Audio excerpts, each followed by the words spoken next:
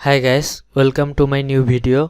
এই ভিডিওতে আমরা দেখব কিভাবে আপনার WooCommerce ওয়েবসাইটে কাস্টম অর্ডার তৈরি করতে পারবেন এবং আপনার অর্ডারগুলোকে ম্যানেজ করতে পারবেন। ধরা যাক আপনার ফেসবুক পেজ থেকে বা ফোন কলে আপনার কাছে কেউ একটা অর্ডার করলো, তা আপনি চাচ্ছেন এই অর্ডারটি আপনার ওয়েবসাইটের সাহায্যে ম্যানেজ করতে।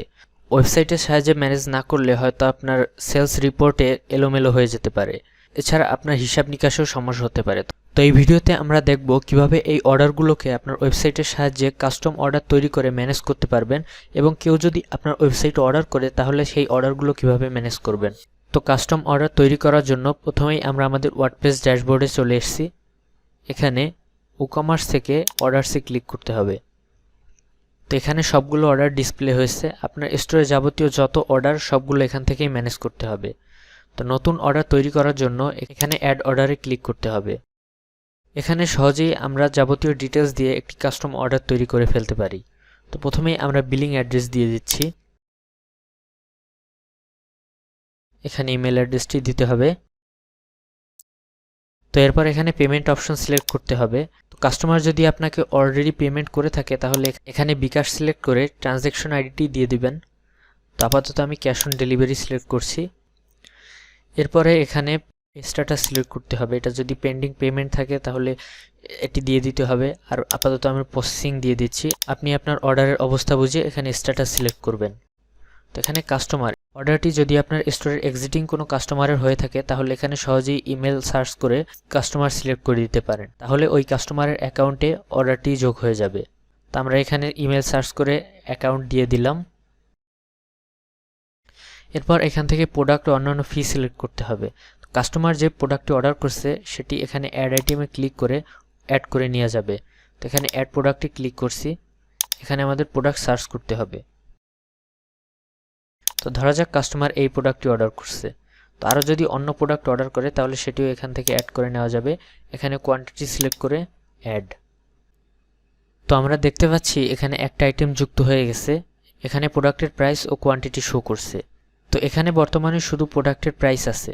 তো এখানে কোনো শিপিং ফি বা ডেলিভারি চার্জ যুক্ত হয়নি। তো ডেলিভারি চার্জ যুক্ত করার জন্য এখানে অ্যাড আইটেমে ক্লিক করে অ্যাড শিপিং, এডিট থেকে শিপিং অপশনগুলো আমরা সিলেক্ট করব। তো এটা হলো ফ্ল্যাট রেট, মানে নির্দিষ্ট একটা রেট।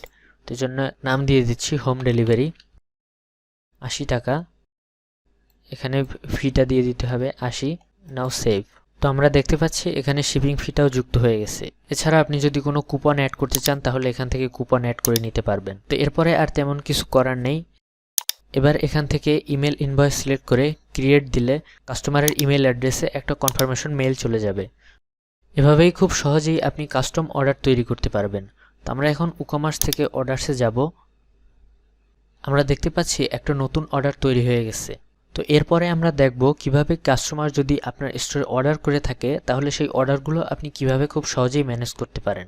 তো এর জন্য আমরা একটি প্রোডাক্ট অর্ডার করে দেখছি যে এই সিস্টেমটা আসলে কিভাবে কাজ করে। তো এই জন্য আমরা আমাদের স্টোরে চলে আসলাম। এখান থেকে আমরা একটি প্রোডাক্ট সিলেক্ট করছি। তো এই প্রোডাক্টটি আমরা এখন অর্ডার করব। ভিউ কার্টে অন্যান্য প্রোডাক্ট ছিল, তো যাই হোক এগুলো আমরা সব মিলিয়ে একটা অর্ডার করব। ওকে, আমরা ক্যাশ অন ডেলিভারি সিলেক্ট করে অর্ডারটি প্লেস করে দিচ্ছি। তো এরপর এই অর্ডারটি ম্যানেজ করার জন্য আমরা আমাদের ওয়ার্ডপ্রেস ব্যাকএন্ডে চলে যাচ্ছি। তো আমরা আমাদের ওয়ার্ডপ্রেস ড্যাশবোর্ডে আসার পরে এখানে দেখতে পাচ্ছি দুটো অর্ডার পেন্ডিং আছে। তো আপনাদের যদি এই অপশনটি না থাকে তাহলে এখানে স্ক্রিন অপশন থেকে WooCommerce স্ট্যাটাস এই অপশনটি সিলেক্ট করে রাখবেন। তো এখান থেকে আমরা অর্ডারে যেতে পারি অথবা WooCommerce থেকে অর্ডারে যেতে পারি। তো আমরা দেখতে পাচ্ছি একটু আগে যে আমরা অর্ডারটি করেছি সেটা এখানে শো করছে। তো এখন আমরা এই অর্ডারের অপশনে ক্লিক করি। তো আমরা দেখতে পাচ্ছি যে আমাদের ডিটেলসগুলো ঠিকমতোই শো করছে এবং আমরা যে যে প্রোডাক্টগুলো অর্ডার করছিলাম সেগুলো এখানে শো করছে। তো এখানে স্ট্যাটাস অপশনে বিভিন্ন স্ট্যাটাস আছে। তো আপনার অর্ডারের ধরন অনুযায়ী আপনি এখানে স্ট্যাটাসগুলো সিলেক্ট করে দিবেন। তো এখানে কমপ্লিট অর্থ ডেলিভার্ড, তো এটি আমরা সিলেক্ট করে দিচ্ছি। আর এখানে হলো অ্যাড নোট। তো এই অপশন থেকে আপনি এই অর্ডার সম্পর্কে কোনো প্রাইভেট নোট রাখতে পারেন, অথবা আপনি যদি কাস্টমারকে কোনো নোট দিতে চান তাহলে এখানে নোট টু কাস্টমার এটি সিলেক্ট করে একটা নোট দিয়ে দেওয়া যেতে পারে। তো আমরা একটি নোট দিয়ে দিচ্ছি। তো নোট টু কাস্টমার সিলেক্ট করে অ্যাড দিচ্ছি। তো কাস্টমারের কাছে এই নোটটি চলে গিয়েছে। তো তো এরপর এখান থেকে আপডেট দিলে অর্ডার স্ট্যাটাসটি আপডেট হয়ে যাবে। তো এরপর আমাদের ফ্রন্ট এন্ডে দেখব যে এই অর্ডারগুলো কোথায় কোথায় ইফেক্ট পড়ছে। তো এখানে মাই অ্যাকাউন্টে চলে যাচ্ছি, অর্ডারস। তো এইমাত্র যে আমরা অর্ডারটি করেছিলাম সেই অর্ডারটি এখানে শো করছে। তাই অর্ডার আমরা দেখতে পাচ্ছি অর্ডার স্ট্যাটাস কমপ্লিট, এবং আমরা যে একটি কাস্টমারকে নোট দিয়েছিলাম সেই নোটটিও এখানে শো করছে।